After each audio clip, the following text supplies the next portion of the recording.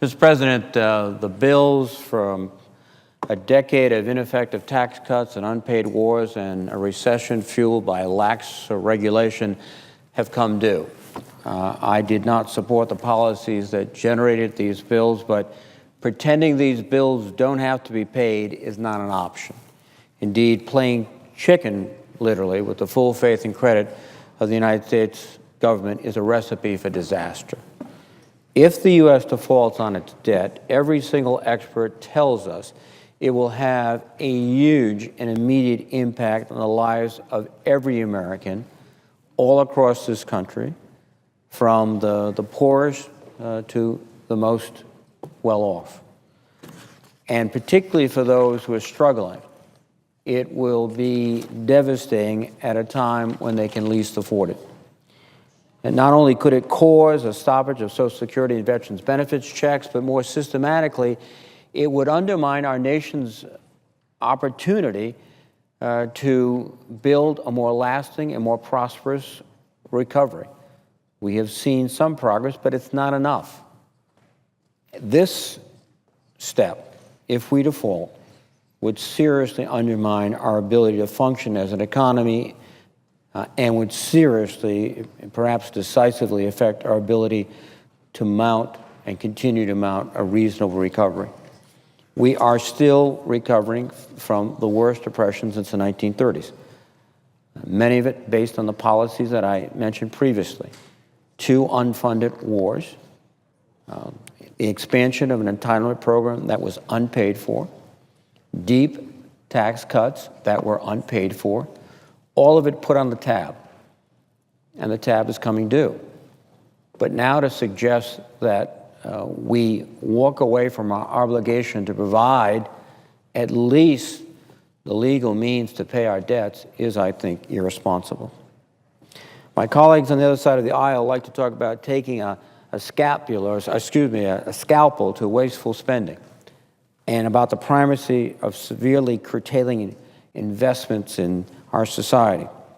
They continue to talk about an economic philosophy that I think has been disproven by the last several years, particularly from 2000, when President Bush and a Republican Congress inherited a projected multi-trillion-dollar surplus and turned it into a huge deficit under the premise that these types of cuts in taxes, these types of policies would stimulate jobs. In fact, there's been talk that they were now focusing on cutting spending on Medicare and Medicaid, which is so central to all Americans. It's difficult also to imagine that they're asking for these cuts at a time when so many families throughout this country are struggling to stay in their homes, struggling simply to pay the bills each week, struggling to ensure that their children can continue on to education. All of this needs a government that supports these Americans, not reneges on commitments we've made, particularly commitments we've made financially to essentially pay for the obligations that have been run up, particularly beginning in 2000 and continuing through the Bush administration. Now, we all understand that we have to reach a principled compromise. But in that compromise, as so many of my colleagues have suggested, an exclusive focus on cutting expenditures will not get us there, I think, simply based on the arithmetic. But more than that, it will impose huge burdens on families that are struggling, and it will continue to reward the most prosperous in this nation. That I don't think is the right way to do it or the fair way to do it. The priorities that I've heard expressed on the other side is continue to talk about very deep tax cuts at a time when we have the lowest revenues we've had in decades, and then talk about cutting expenditures, education, health care, and indeed, under their proposed budget, Medicare and Medicaid, which is so central to so many people. We know that we have to focus on not just expenditures, but also revenues. And we also have to begin the very difficult and arduous task of entitlement reform. We began that in the last Congress. In fact, I think it is ironic, as I recall the debate on the Affordable Care Act, that most of the amendments that my colleagues on the other side were offering were to send back to committee proposed changes in Medicare that would have reduced costs and, I would argue, would actually improve quality. That was their focus. And now their focus has suddenly shifted to, oh, we must cut Medicare. We must cut Medicaid. What we have to do is, I think, provide the same kind of reasonable, balanced approach that took place in the 1990s, again, without any Republican support in 1993 and 94, but with Democratic president and Democratic votes, we were able to begin to balance the budget. It was a multi-year process.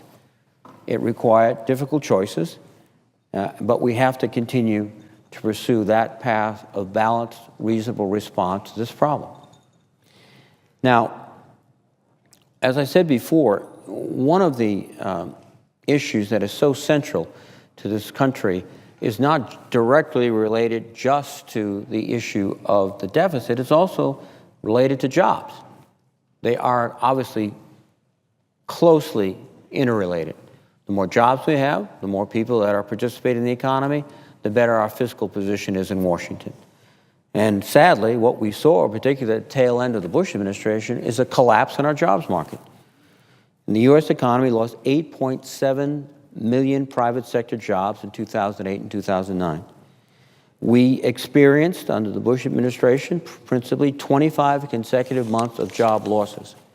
And that, again, has contributed to these huge deficits.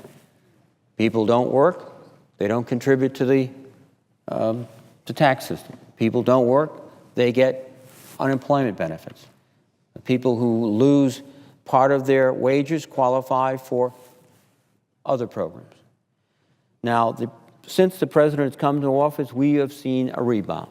We have not seen the full, robust recovery we need, but we've seen a rebound. We gained 2.081 million jobs, a little over 2 million jobs in 2010 and 2011. And we've experienced 15 consecutive months of private sector job creation. Not enough, but we reversed the collapse and 25 months of job decline by creating jobs and continuing on a sustained basis. And as a result of difficult decisions that were made by President Obama and the Democratic Congress and the Recovery Act. Now, my home state of Rhode Island has been particularly hard hit by the policies that we saw in the first part of this decade. Third highest unemployment rate at 10.9%. We've seen foreclosure problems. We have seen very, very crippling impacts on the working families of Rhode Island. But now we hear that the only solution we have and the best way to correct jobs is to continue to do what was done under the Bush administration. Let's just cut taxes, particularly for the wealthiest Americans. Now, the evidence suggests that that doesn't produce the kind of jobs, not even the kind of jobs we've seen in the last 15 months. The economy did not add a single new job during the 3 years under the Bush tax cuts. The economy had 132 million jobs in June of 2001 when we passed, against my opposition, the Bush tax cut. That was the month it was first signed into law. 3 years later, in June of 2004, there were just 131.4 million jobs. We actually lost some jobs. If you take a step back and look at the course of the entire Bush presidency, from January 2001 through January 2009, there was a decline in the number of private sector jobs of approximately 650,000. That's over the course of the whole administration. In fact, the only net job creation that occurred was in the public sector. Nearly 1.75 million government jobs were created over the course of the Bush presidency. Revenue, as a percentage of our economy, as a percentage of GDP, was 14% in 2010. It's the lowest level since 1950 when it dropped to 14.4%. By comparison, government revenue was averaging about 18% over the previous 30 years. So you see under Bush policies, which essentially my colleagues want to emulate, reconstitute, no job growth, and a significant decline in revenue.